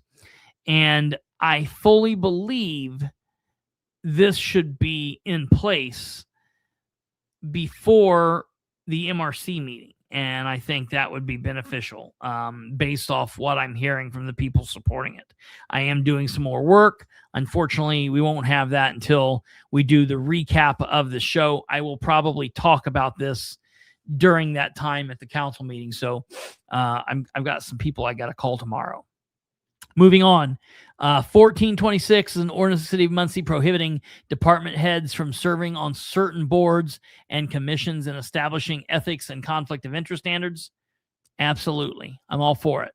That should already have been in place. I don't understand why it wasn't. I do understand why it wasn't, because the people, to the victor go the spoils. The people who were in power wanted to be able to do whatever they could do here and stack the boards. This is a step in the right direction. This needs to happen. Going on, resolutions. Resolution 926, a resolution of the Common Council. That's the tax abatement, and it just depends on what we hear tomorrow. I'm neither up or down for this. I'm going to have to hear what the company says. So that's that. Then we go on to 1026 and 1126. These are the fire department things. I do not believe these should be voted on tomorrow. I think that these need to be tabled, and we will find out about them after we have a meeting and we hear. I do not believe this should be talked about, discussed tomorrow, period. We'll talk about that more when we get to the email. We then go into tabled resolutions and or ordinances. Resolution 426 is the drone deal. That's still tabled. It should remain tabled. I'm happy with that. Ordinance 926, an ordinance of the City of Muncie, Indiana, approving matters related to lease financing a fire station project. That needs to remain tabled. It needs to remain tabled. We then need to go into the meat of the July sometime, the next 3 weeks. We need to have another meeting of the Public Services Standing Committee, and we need to find out the ups, the downs, the ins, the outs, and the fiscal numbers of what's happening here with this project. And then and only then should it be voted on. Then they go into other business and adjournment. Okay? Well, that's where I want to get to my email. Okay? I want you guys to be aware, and I want the public at large to be aware that over the last couple of days, I have sent a couple of emails to the council. Okay? To the Muncie City Council specifically. And what I sent to them was this. Okay, I sent this email, and this email says, this is sent to all 9 council members. Happy 4th of July. I sent this on July 4th. Happy 4th of July, everyone. I want to bring something to your attention that we just found out. This is something I was worried about, and it looks like my concerns were warranted. Below is the latest. George Jeffrey Howell became the Muncie Redevelopment Director on February 15th, 2024, under a professional services contract between Howell and the City of Muncie, Mayor Dan Ridenour. The contract outlined Howell's responsibilities, compensation, and one-year term. It also stated that no future contract could extend his term beyond the original term and that any major changes would require a new contract. Howell and Ridenour signed the contract. However, it was never presented to the Muncie Board of Works for discussion, public input, and or a vote. On December 2nd, 2024, Howell and Ridenour signed a professional services addendum to the original contract. The addendum extended Howell's term beyond 1 year to December 31st, 2027, and increased his compensation. These actions were expressly forbidden in the original contract. Again, this addendum was never presented to the Muncie Board of Works for discussion, public input, and a vote. On May 21st, 2026, Howell and Ridenour signed another professional services addendum to the original and second contracts. This addendum went well beyond both the original contract and the first addendum. It again increased Howell's compensation and broadened Howell's duties and responsibilities. For the third time, the addendum was never presented to the Muncie Board of Works for discussion, public input, and a vote. 8 days after Howell and Ridenour signed the second addendum, Ridenour appointed Howell as deputy mayor. Ridenour said Howell would also remain the MRC director and would not take any extra compensation for his role as deputy mayor. Ridenour also announced that at midnight on June 1st, 2026, Howell would become the acting mayor of Muncie while Ridenour was on medical leave. They followed all the proper steps and documentation for both the deputy mayor and acting mayor, appointments and designations. However, host Kristopher Bilbrey was concerned that they had never followed the proper steps for any of the three contracts they had signed. Bilbrey was also suspicious of the third contract entered into by both Howell and Ridenour, only days before the deputy mayor and acting mayor appointments and designations. Bilbrey began asking questions and covered this on many episodes 672 through 690. Then, during a Muncie Board of Works meeting on Wednesday, July 1st, 2026, a meeting that amazingly did not get live streamed or recorded, City Controller Craig Wright raised a last-minute addendum to a professional services contract for consideration by the Board of Works members. The last-minute addendum in question was Howell's third contract. This means the first and second contracts have still never gone through the proper approval process, but Howell has been doing whatever he has been doing from May 21st, 2026 through June 30th, 2026, 5 weeks, without the proper process being followed. Beyond that, he has been doing whatever it is that he's been doing from February 15th, 2024, without the proper process being in place.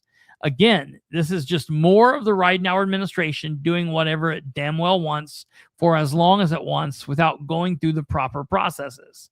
And only when someone bitches long enough and loud enough will they consider doing the right thing, and only to avoid problems. This is complete bullshit.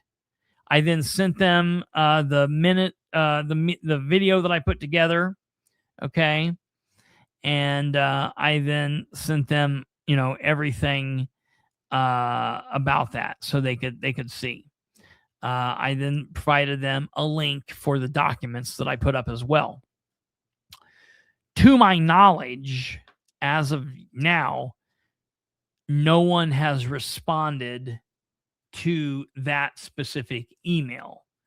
However, I will tell you that beyond that email, I also sent a follow-up email to all of them, and I sent that, and that email is as follows.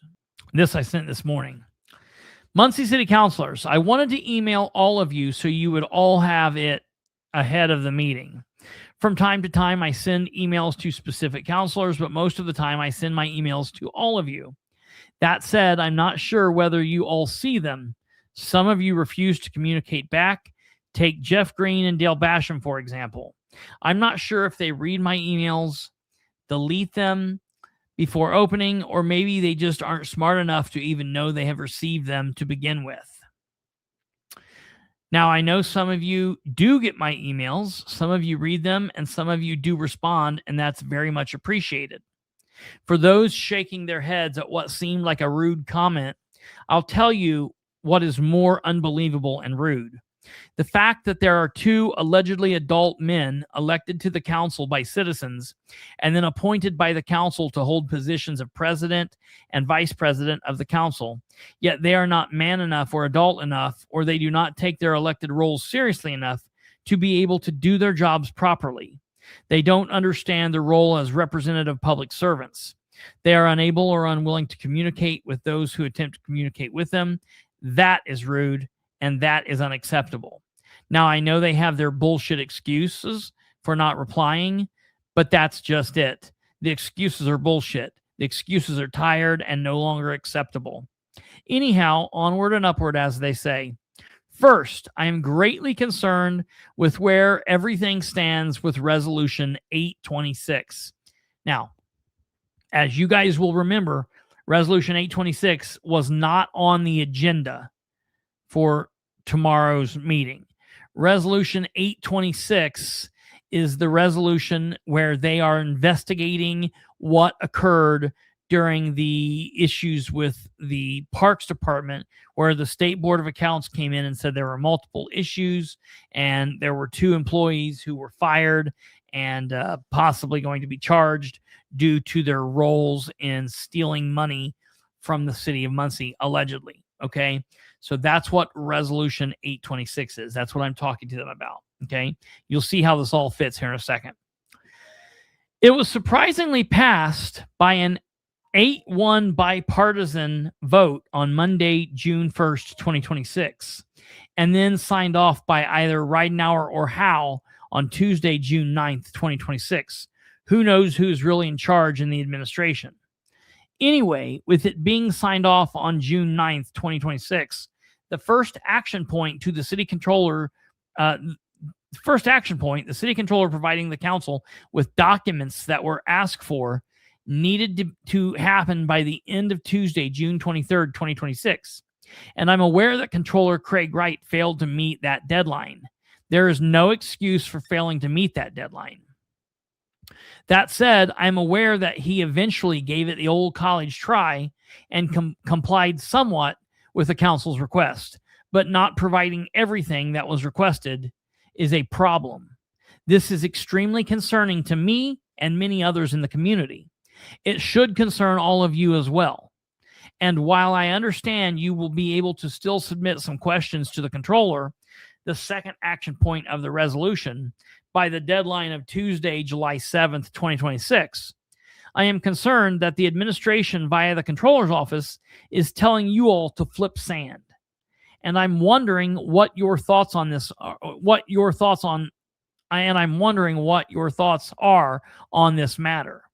I mean, this lackluster effort on their behalf goes against everything that Resolution 826, Muncie Ordinance 32.08, and Indiana Code 364621 are about. Their unwillingness to comply with the request, on top of their unwillingness to participate in the Public Services Committee meeting concerning Ordinance 926 held on Friday, June 26, 2026, shows they have no intention of cooperating with anything you are rightly asking for or doing. It appears as though they are saying you don't have the authority to do what you are attempting to do, but you do.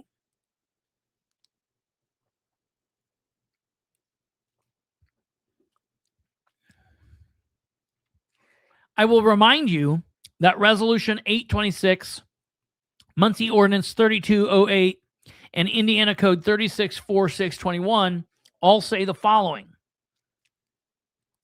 When conducting an investigation, the Common Council is entitled to all records pertaining to the investigation and may compel the attendance of witnesses and the production of evidence by subpoena and attachment served and executed in Delaware County, Indiana.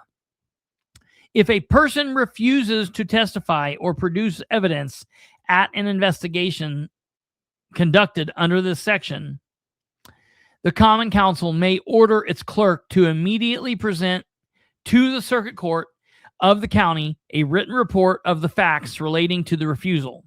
The court shall hear all questions relating to the refusal to testify or produce evidence, and shall also hear any new evidence not included in the clerk's report. If the court finds that the testimony or evidence sought should be given or produced, it shall order the person to testify or to produce the evidence or both. Clear as day, right there. It's laid out by Indiana code. Okay. I know that Resolution 826 is not on the agenda for the July meeting, but I would highly recommend that someone, maybe even most of you, bring this up and tell the public what your next steps will be. Because right now it looks as if the administration is giving you the finger and you're taking it. This brings me to Ordinance 926 and Resolution 1026 and Resolution 1126. First off, just as a housekeeping measure, Ordinance 926 was not introduced during June's meeting, so it will take 2 readings, 2 votes, and 2 months to pass this, if that is what you end up doing. This ordinance should not be rushed for any reason. That said, after attending the Public Service Committee meeting on Friday, June 26, 2026, as I said above, it is clear by the administration's actions that your legitimate questions and concerns do not matter, and even more worrying than that, they have shown that they don't care what the public thinks. The fact that no one from the mayor's office, controller's office, city attorney's office, and or the bond counsel's office was there to present information speaks volumes. And I'll be honest, while I am never a fan of shutting down conversation during meetings, I think it is important to show a bit of strength and take back control of the meetings and your place in city government. I think the council should consider keeping Ordinance 926 tabled. You should then table Resolutions 1026 and 1126, and you should set another Public Services Committee meeting. This time telling the mayor's office, controller's office, city attorney's office, and bond counsel office, and the fire department that if they want this to move forward, they will attend the next Public Service Committee meeting, and they will come prepared to answer questions with truthful information. Lastly, 2 things. First, I hope you are all working on getting some answers for AFSCME. And second, I hope you are all paying attention to what is going on with Jeff Howe, his contracts, and all of that. P.S. Did any of you ever get the presentation from Greg Martz emailed to you, along with anything else he might have sent recently? If so, could you forward that to me here? That would be great. Thank you all in advance, and God willing, we will see you Monday. So that's what I sent to them 17 hours ago. It appears as though Counselor Powell has responded. I have not read that yet. I'm going to read that all with you now, if I can find it. Give me a second. See if I can find this. I tell you what, we're going to take a break real quick, and when we come back, we will finish off with what she has to say. You guys sit tight, and we will be right back. All right, ladies and gentlemen, we are finishing up with the Muncie City Council meeting for tomorrow, Monday, July 6th, 2026. And specifically, we are talking about my email that I sent to the Muncie City Council. I have a response from Counselor Nora Powell. Oh, I'm getting to it right here. Before I get to hers, let me just go down through here and make sure that no one else responded. I want to give everybody else a chance to Give me a second here and let me see if I got any further response from anyone else. Give me 1 second. I don't know if someone's just blast texting me or what is going on. I don't know who would be doing that.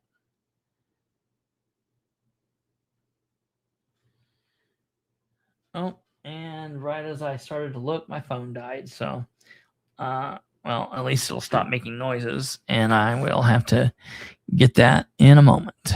All right, let's see here.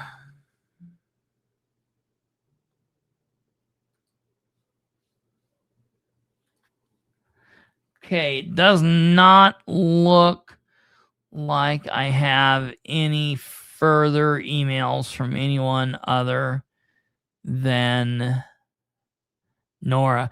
It's amazing to me that we have a council of 9 individual people. Okay. Hello, Don. We've got Green, Nora. All right. Green, Nora, Brandon, Sarah, Dishman, Mason, Basham, Rowe, and McIntosh. So we have 6 men and 3 women. We have 2 trans Republicans. Okay. We have Rowe, Basham, and Green, 3 Republicans, and 4 Democrats. Brandon, McIntosh, Mason, Sarah, and... Brandon's a trans. Oh, Brandon's a trans. That's right. Oh, Nora is in Brandon's spot. Yeah. Okay. So all right. So we've got 3 Republicans, 3 Democrats, and 2 trans. That's right. Huh? 3 Democrats. 3 plus 6, 3 plus 6, 2. 7. No, wait a minute. What do we have? 1, 2, 3, 4, 5, 6. Okay, so Jeff Green, Republican. Nora Powell, Democrat. Brandon, Garrett, trans. Sarah Gullion, Democrat. Jerry Dishman, trans. Harold Mason, Democrat. At large is Rose Selvey, Republican. Dale Basham, Republican. And William McIntosh, Democrat. So we've got 1, 2, 3, 4 Democrats. We've got 1, 2, 3 Republicans and 2 trans. That's right. 7, 8, 9. Yeah, that's right. So we've got 4 Democrats, 3 Republicans, and 2 trans Republicans. We've got 3 women, 6 men, and the only one of these 9 counselors that responds to me is someone that for the longest time was my arch enemy. And she responds generally pretty respectfully and, in the pocket. And everybody else is just out of their ever-loving mind. I do not comprehend. Now, I have not looked at this message, so who knows? I'll answer this message and she will have completely just shit all over everything I said. I don't know. I just don't believe it, but we will see. Okay. Oh, let's see here.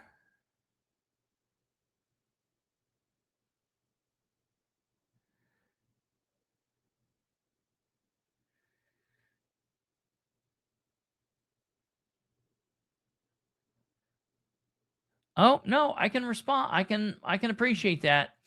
I still think it's Ugh. All right. Let's see what everybody thinks about this. Here's her response. Mr. Bilbrey, I've attached the presentation from the Public Service Committee meeting on June 26th, so I appreciate her doing that. I apologize for the delay. We've been having difficulty with attachments actually attaching. I understand. In fact, please confirm if you received this email. Well, okay, I did even... yes, I will do that in a second. Okay, I will.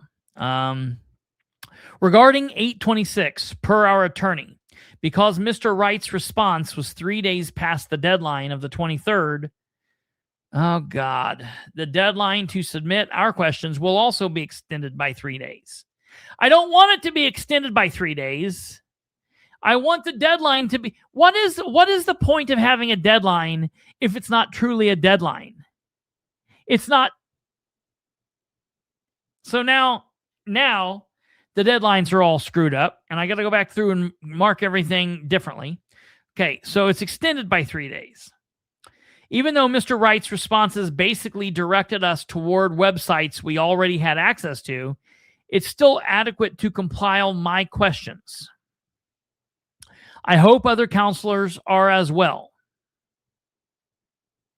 If you have other questions or comments, please send them. I apologize for the delay in response.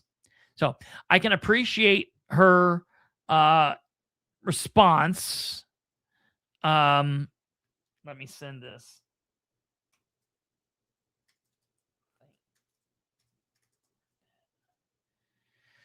So I can appreciate her response.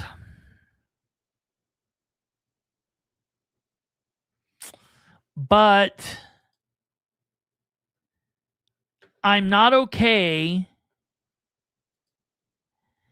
with the council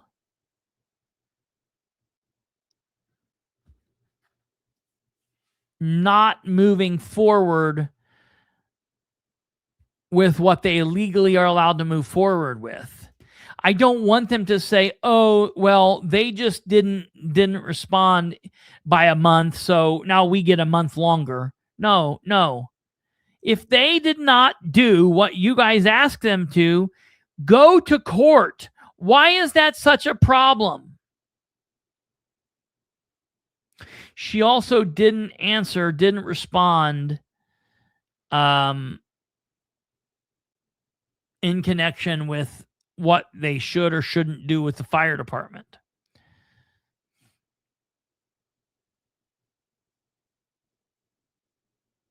So tomorrow ought to be interesting. I'm preparing written arguments for all of my things tomorrow. So I'm not going to be just flying off the cuff, because I've noticed that that's what gets me really amped up and about kills me. So I'm going to go in with written arguments for everything that I want to say.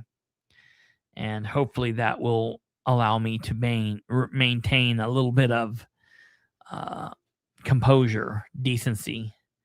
I won't want to go nuts.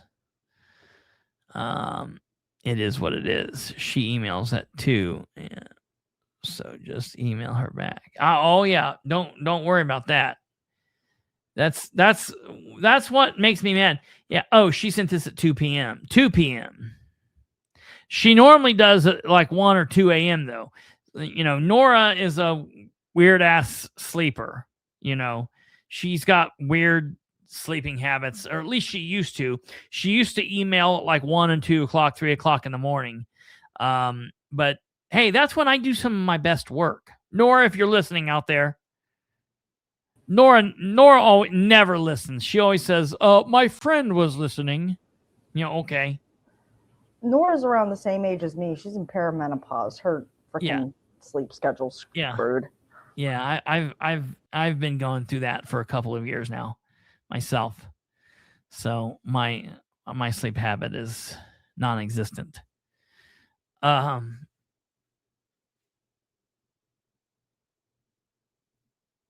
You know what I think it is? I think I'm starting to think more and more that we're in simulation theory.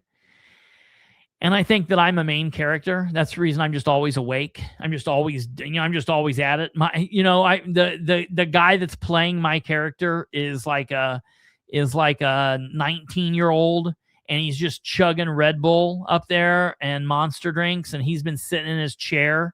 He's just sitting in his chair for the last 3 days. That's exactly what it is. That's why I go for like 3 days at a time.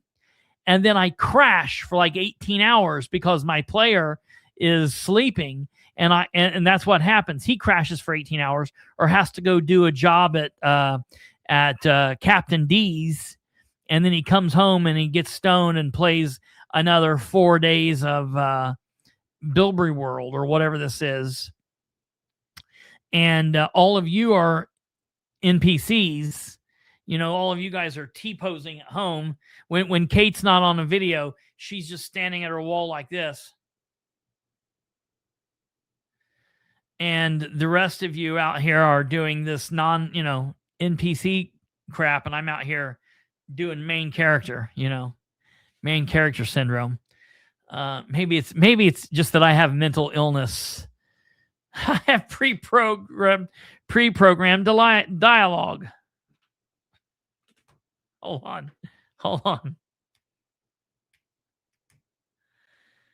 on. Kate has pre-programmed dialogue.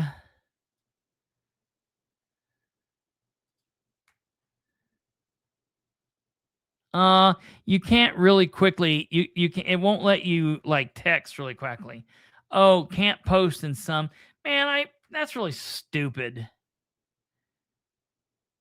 The way that it lets us communicate on here, it's really archaic. So, anyways, well, I don't know. I'm not happy with this. I'm not happy with how this is happening. I guess I probably will send another response back asking about Ordinance 926 and asking why they're against. Let me ask you people. I want somebody, not Kate and not Alva and not Stumblefoot, to respond.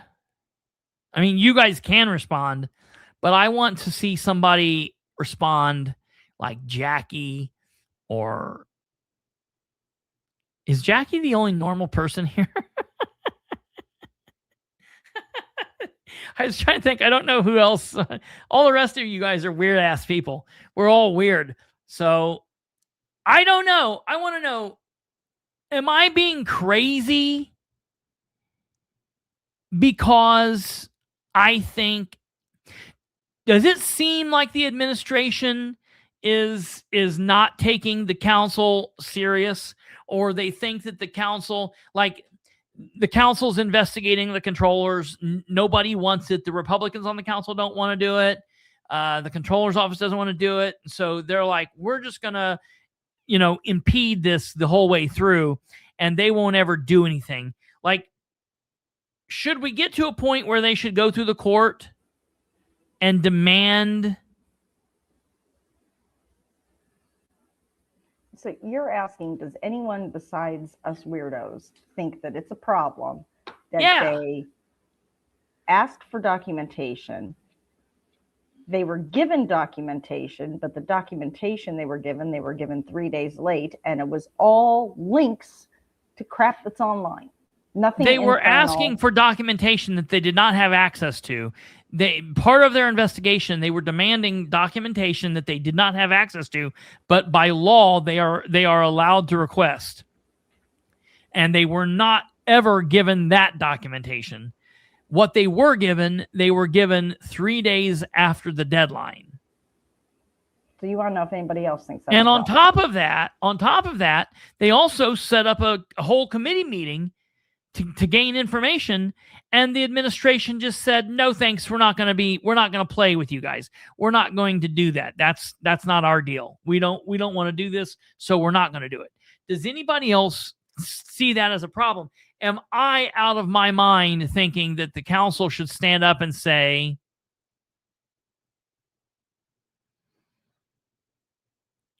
we're not okay with how you guys are behaving here, and we're now going to go through the court. Other government would do this. The state house would do this if it was the governor. Congress would do this if it's the president. I just think that I feel like the point. I mean, it's stupid and slightly unrelated, but you've got in Madison County, they're losing their minds over someone having paid $5,000 in bills that weren't approved. Yeah. This is an $11 million project. This is how many tens of thousands of stolen dollars. Yes. And they're like, screw you. Yeah. We're not going to give you information. We're not going to tell you anything, even though we're dealing with this kind of money. But another county, we're seeing $5,000 and they are up in arms. This is an equal branch of government. Yeah. Being told basically, fuck you. You don't have any power. We're not going to comply with your request. And you can want in one hand and shit in the other and see what happens first. There's 9 of you, so that'll be a lot of shit. Yeah, that's ridiculous. Well, I guess we'll see what happens tomorrow, one way or another. Look, I'll put it to you. This stuff's going to get brought up. They will do it, or I will do it. And I guarantee you, if they did it, at least they would be able to control how it. Taking action now by both sides is crucial. We should avoid utilizing the court process. I agree, unless and or until it's the only option. And I think that the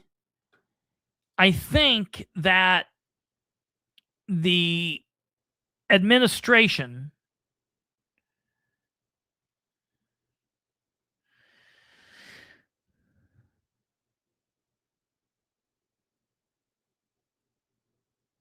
is just going to drag their feet the whole way through this.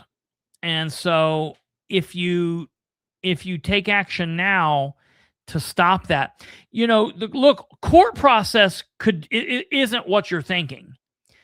All I'm saying is the council should direct the clerk to write up the document and submit it to the court, and just have the judge write an order saying you are now court ordered to provide these documents to the council. Let me tell you what they don't. If the clerk's office, if the controller's office doesn't provide the documents required, and if they don't play along with this, then all it does is lead me to believe they're hiding something. Because why else would they not do it? Why else would Craig Wright not fully comply?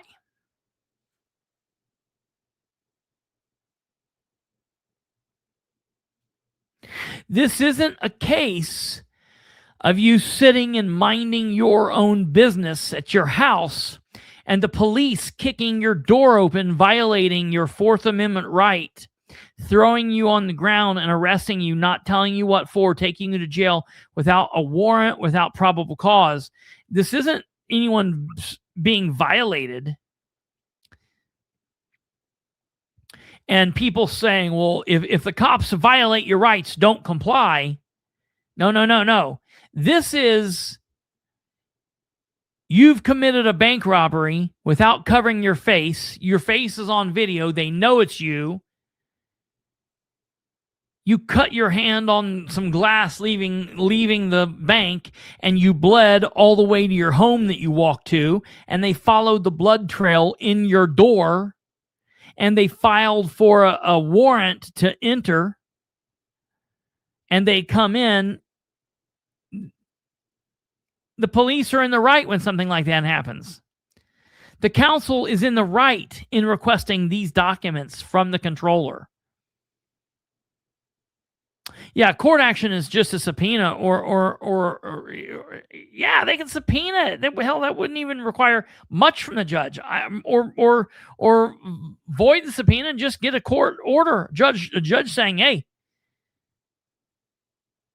that's right, okay." So, and this is not a situation where, not complying is the right thing to do. This is a problem. Well, we'll find it tomorrow. Ladies and gentlemen, tomorrow is going to be a busy day. Delaware County Commissioners meeting at 9 a.m. The regular meeting of the City Council starts tomorrow at 7 p.m.